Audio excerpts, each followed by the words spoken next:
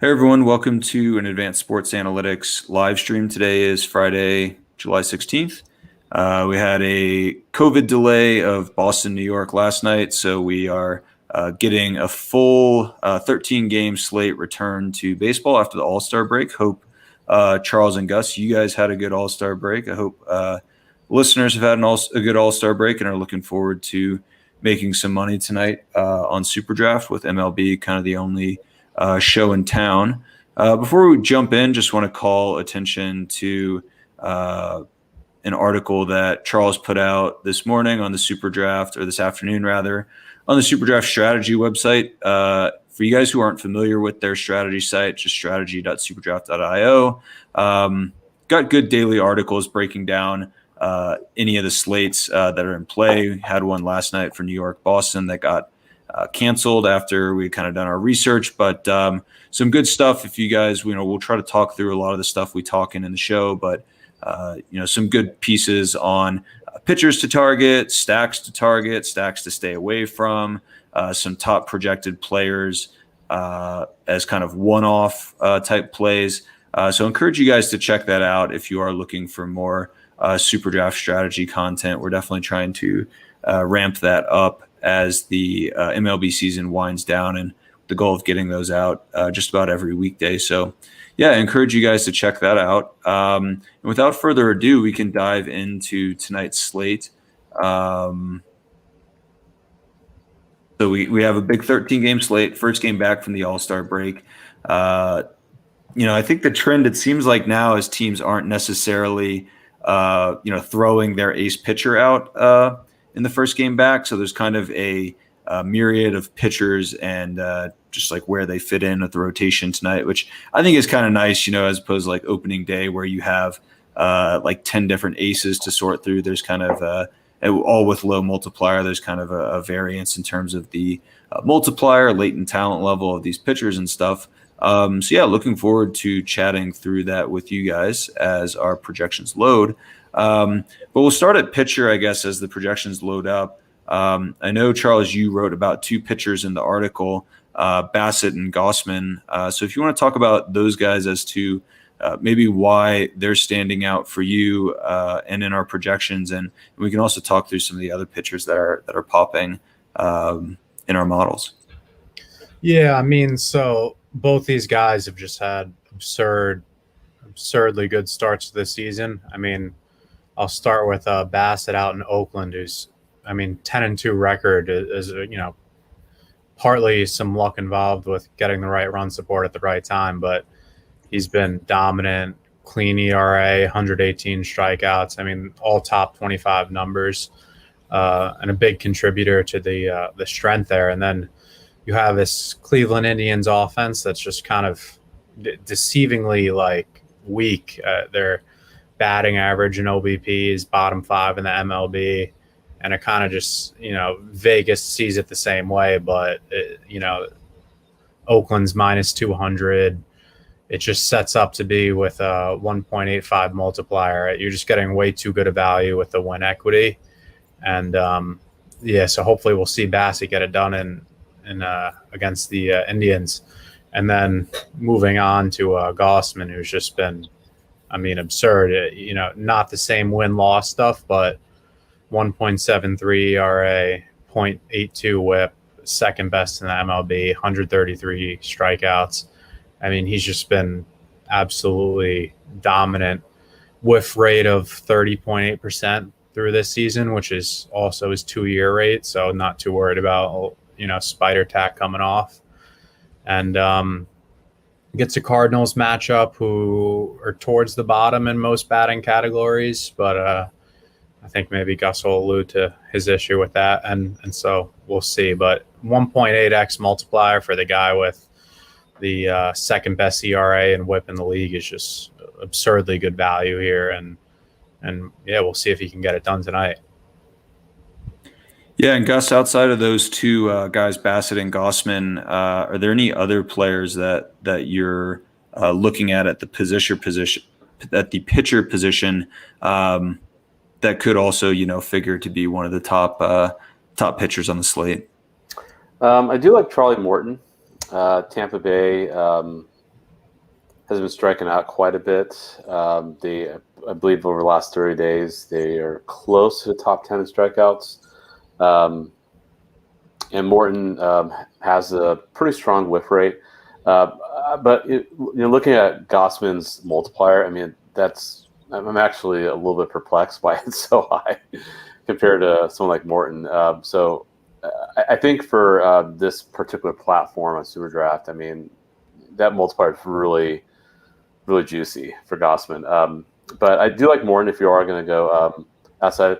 After that, I just don't really like too many of the other pitchers. I know our projections is big on the on Tyler Mahle.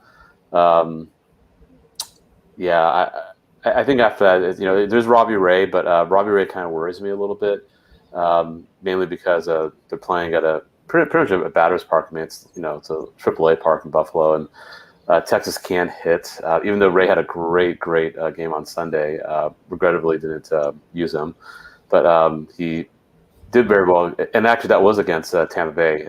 So maybe Morton, is not such a bad pick after all if you can rack up the Ks. Yeah, I mean, in my mind, like Gossman and Morton diverge in terms of their paths to success. Like Gossman's, an excellent whiff guy. I think actually I'm looking, and I know Gus, you like the StatCast DB app. Among starting pitchers today, Gossman has the highest rolling 2-year whiff rate.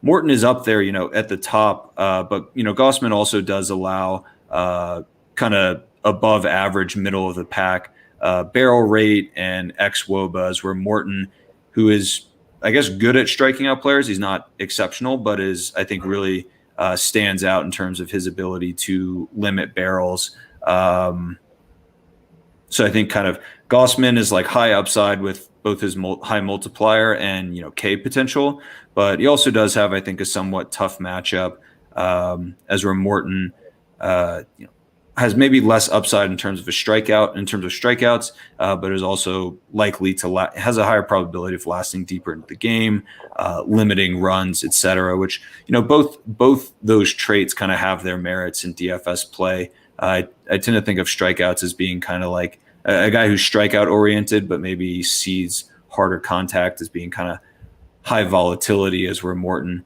I think has that high floor, which is nice. And Mahle is kind of somewhere in the middle in terms of his mix of run prevention and strikeout potential. He's slightly better whiff rate than Morton, but they're almost identical.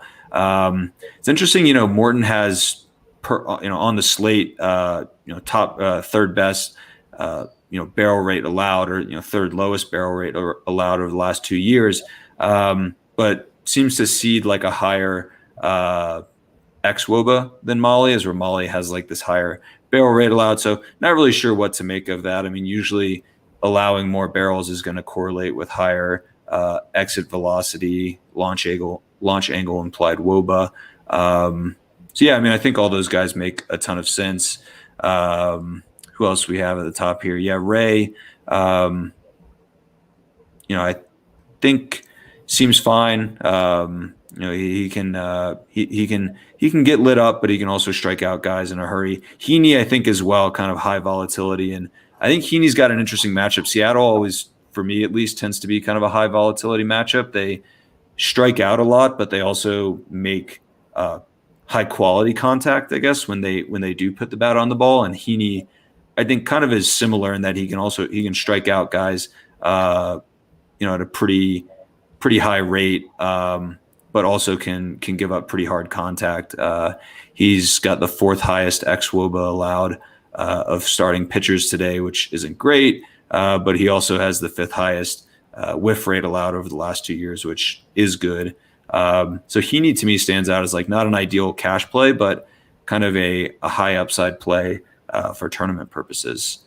Let's see, any other guys that I guess are standing out to you guys aside from those kind of top projected guys? Like McCullers, good pitcher, tough matchup, could not a great multiplier, but seems like he wouldn't generate a ton of ownership given the relatively low multiplier and tough matchup. Urias, typically a pitcher that we like, but in Colorado, would expect him to not generate too much ownership.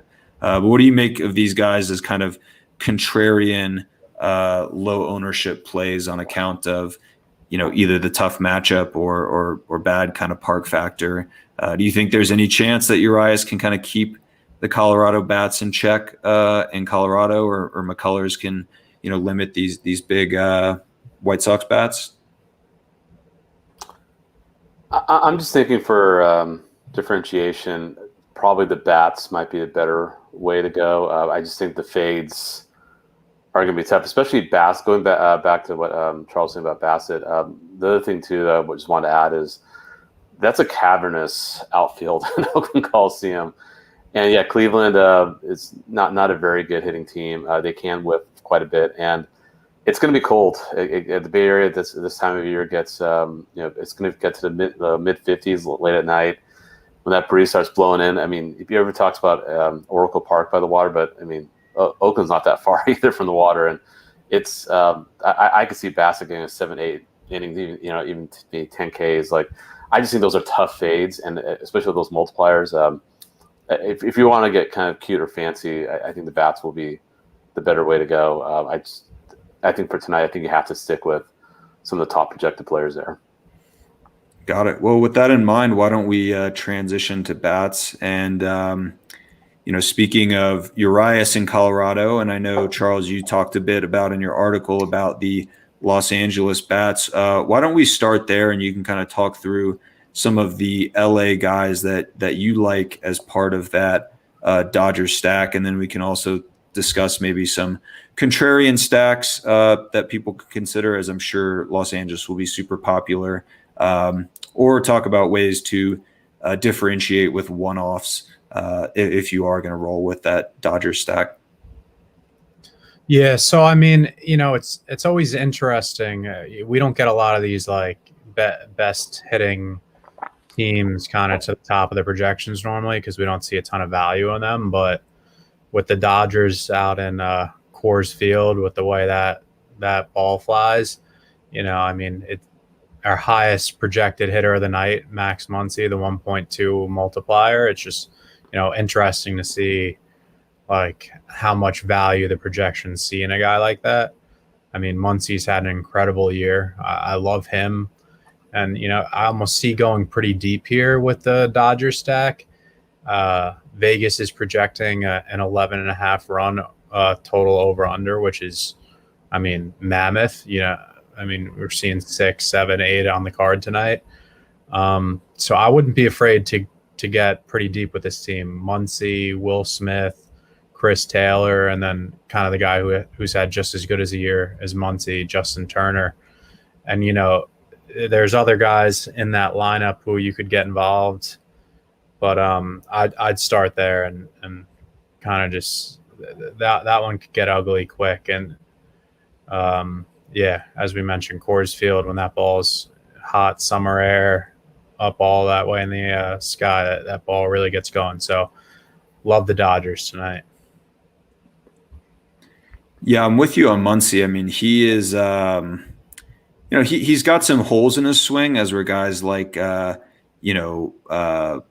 Betts and Will Smith, Turner, I think, like, high contact guys. But I mean, when Muncy puts the ball in play, man, he can hit it a long way. And yeah, I think Coors just sets up really nicely for him.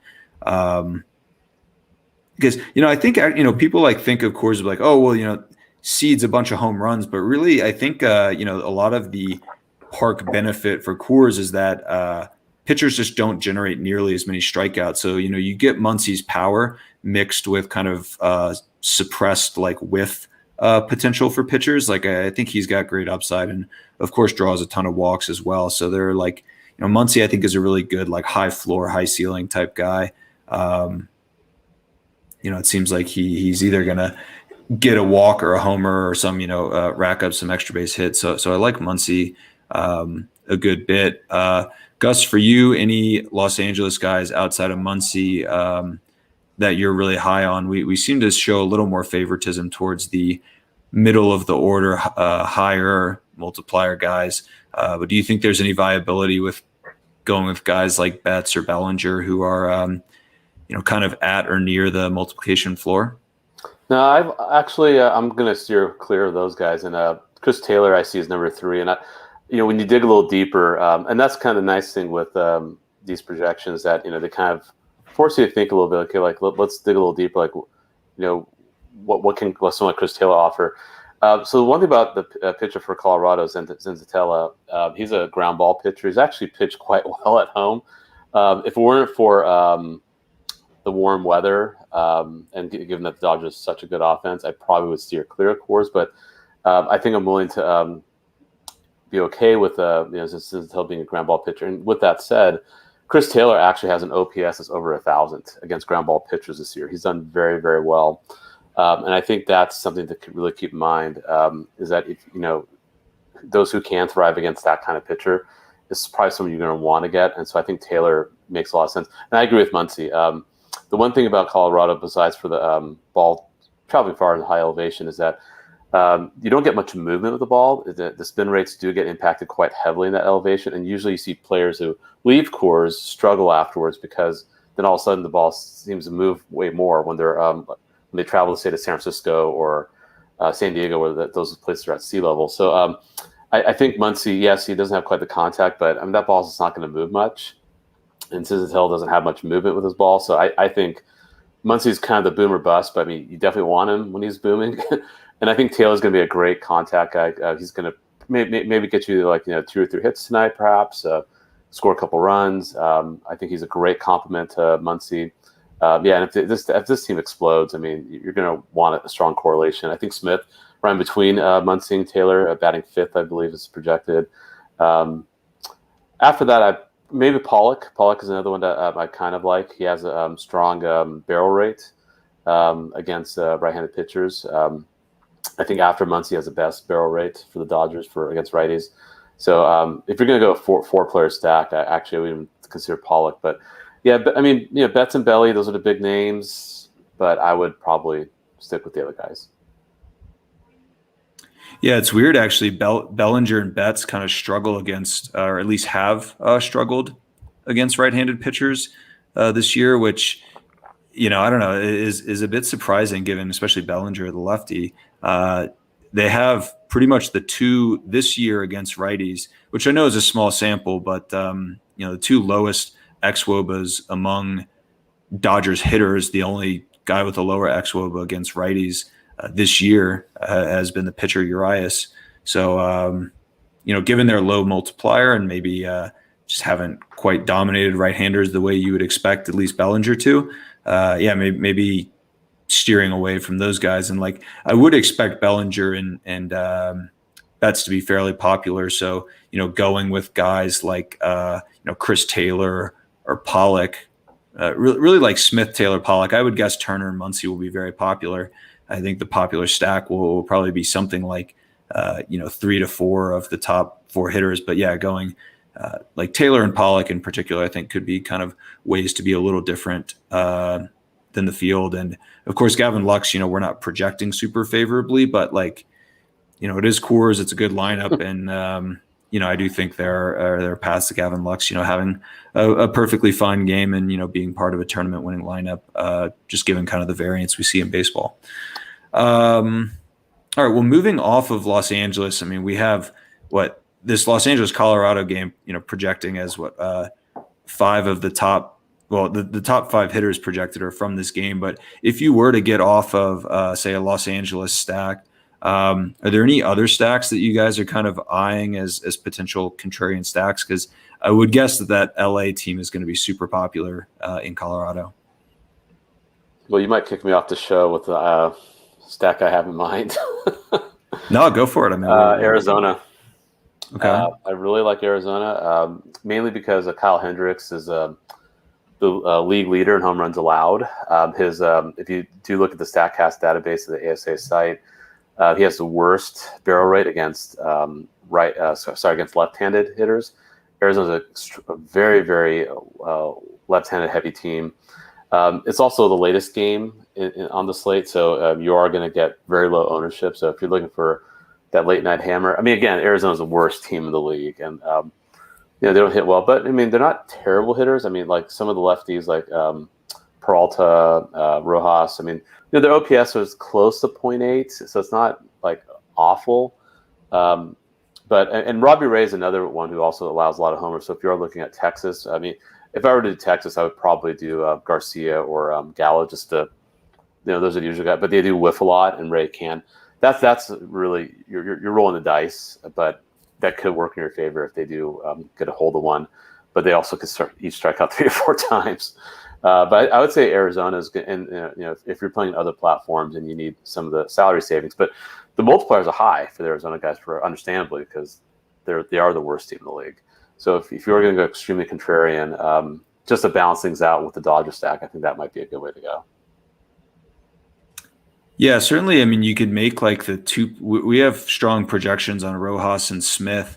So, you could make like a nice, like little mini 2-player stack out of Arizona that, is maybe one way to kind of differentiate. So, I'm curious, we're talking about kind of mini stacks and large stacks. Do you guys have like a preferred approach on these big 13-game slate, or are you trying to kind of expand the size and the number of stacks that you're implementing in your lineup, or are you trying to pick one stack and then kind of just nail a number of one-offs? Do you get a sense kind of just backing out a bit and thinking like at a macro level, how managing stacks might change for like the big slate as opposed to like a small like 6-game slate or something like that? That's a great question. I mean, I think a lot of it just depends on the matchups. I mean, yes, I mean, there are times where if you have a smaller slate, if you could just, if there's one stack that just really stands out from the rest, and you just kind of go all in. I do think a slate like this, I think it wouldn't be such a bad idea to kind of spread out the level a little bit. Another team I was kind of thinking, just a 9-minute stack, maybe a one-off. So the Royals are playing against Baltimore, and the pitcher for Baltimore is awful. I think Akin's the last name. And Salvador Perez is the guy I love as a one-off. His numbers against left-handed pitching is phenomenal. I mean, I believe his OPS is 1.137. My memory serves me correct from an hour ago. His barrel rate is incredible against lefties. And, Akin's just not a very good – but I'm a little worried about, like, going too heavy on this Royals just because they're not a great hitting team. I mean, there's times I've stacked them and they've just done nothing. But if you're going to go one guy – so I usually on a night like this, I'd like to not just stick with 2 stacks, maybe like 2 mini stacks and then maybe a couple one-offs, maybe from Texas and maybe from Kansas City. But then after that, that's, where I kind of plant my flags, that I really don't look elsewhere. Well, let's see. As we, I guess, comb through some of the other teams that are bubbling to the top of our lineup stack tab, which I think is kind of a decent way to, evaluate teams on a team level as opposed to players. We have Toronto near the top. They will likely be popular. They're a team that people like to stack up, and they usually have good value. Like Bichette, I think, makes for really good stack option or individual play, and you could like stack him up with Vladdy. Simeon, we were projecting Simeon as a high value. So like just any one of these kind of top 4 or 5 hitters. Teoscar, we've got a decent projection on. Springer, we're not super bullish on. We also have LA, the Angels, bubbling to the top of kind of aggregate level projections. And I mean, a lot of that's coming from Jared Walsh, who really all season on SuperDraft has been a phenomenal value. All-star outfielder / first baseman, hits for good power, hits for good average, can sprinkle in kind of non-home run extra base hits. He seems like an excellent building block as part of an Angel stack, and you can go with Shohei, who has the phenomenal power, is kind of just a 2-3 mini stack, or you could add in like Ward, we like a decent bit, or Stassi is kind of batting right behind Walsh, has a decent multiplier. So that might be another stack. I usually like going Angels stacks. And Upton's a guy who's not going to be or not expected to be in the lineup tonight, but usually makes for a good stacking piece. But you could still I think the good Angel stack that we frequently like in our projections, like Ohtani, Walsh, Upton, they're frequently projecting well and batting close to each other, but might be a night to just go to like Walsh, Ohtani, or mix in kind of a lesser known name like Ward, who's got the good multiplier, or Stassi or someone like that. Charles, for you, any other outside of that Dodgers stack, any other either stacks or kind of one-off hitters that you're interested in? Yeah, well, you already mentioned them. I like that Toronto power, but I've started to steer away from the like 5 or 6 huge names. I feel like they're kind of good fades in terms of the consensus play, like your Vlads and Otanis. But yeah, I like Toronto and Angels as well. I mean, by the projections. I'm not doing anything fancy like Arizona tonight, like us. Hey man, baseball is it's just the variance is so high. On any given slate, things can work out. I'm just running through, I guess, to close. We kind of have talked about like a correlated, stacking discussion, which I think lends itself towards tournaments. But yeah, as far as cash plays, kind of just consists of 2 of the pitchers that we like. You can make kind of your call on like Bassett, Molly, Gossman, Morton, Heaney, even potentially. I mean, the cash game lineup is got a lot of Los Angeles, Colorado, Daza. I think batting leadoff batting second for Colorado, 1.8. I think anytime you can get a guy at the top of a lineup in Colorado at 1.8, that's going to project favorably. Austin Hayes is kind of and then I think Walsh, feels super safe and is a guy who's just kind of perennially part of our optimal mix. Hayes is an interesting guy in Baltimore. We kind of project highly for like Hayes and Mullins as kind of 2 Baltimore guys that we tend to like.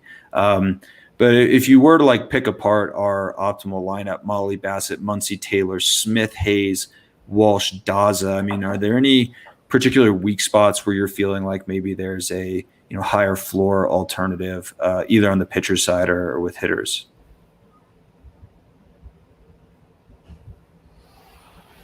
Well, I mean, sorry. Go ahead. No, go ahead. Yeah, I mean, I think even though in my article I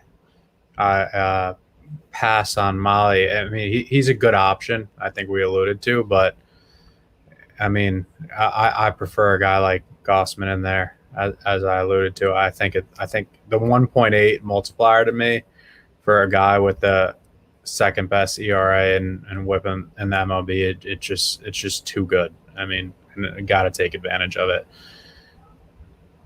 That's the only real difference, I'd say. And then hitters, obviously, it'll play. It's tough with the variance. You could have the one-off lineup that works, but I like the more using the lineup stacks for more correlated kind of approach.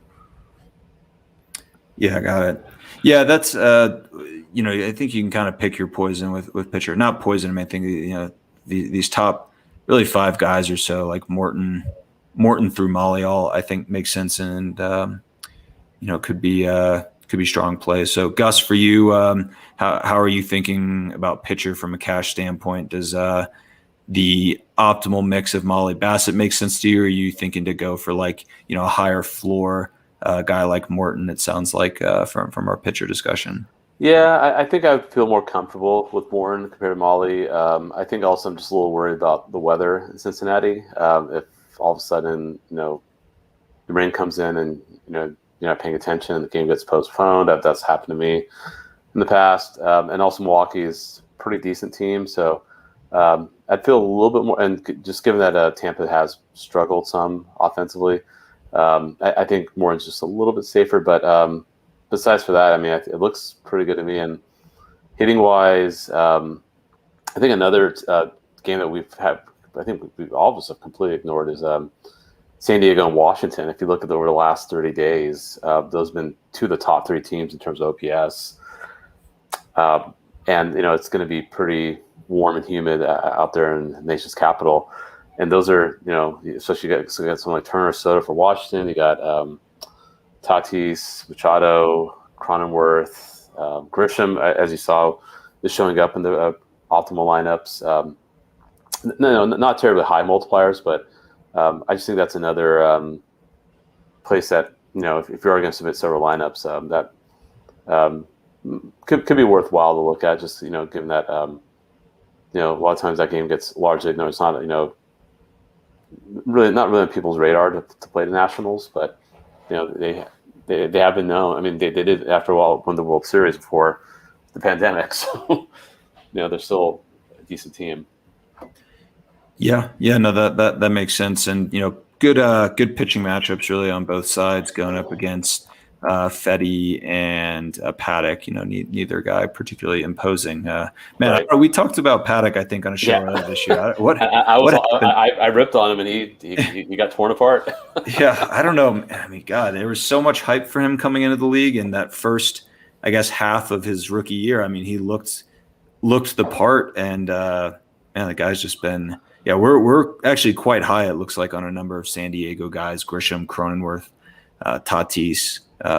You could just go 1, 2, 3 there, stack those guys up. Pham has good kind of power speed potential. So yeah. All right, sweet. Well, that'll do it. Thanks so much, guys, for joining. Thank you, Gus and Charles, for joining and imparting your knowledge on us. And good luck to everyone tonight. And we will be back next week with some more. We'll see if the NBA makes it to next week. I guess it will. I mean, they're not going to play 2 games over the weekend. So yeah, we'll be back next week with some NBA, some MLB, PGA, and kind of, looking forward to football season. But there's still, a lot of good contests to be played until then. So good luck to everyone tonight, and we'll see you guys next week. Awesome. Thanks. Thank you.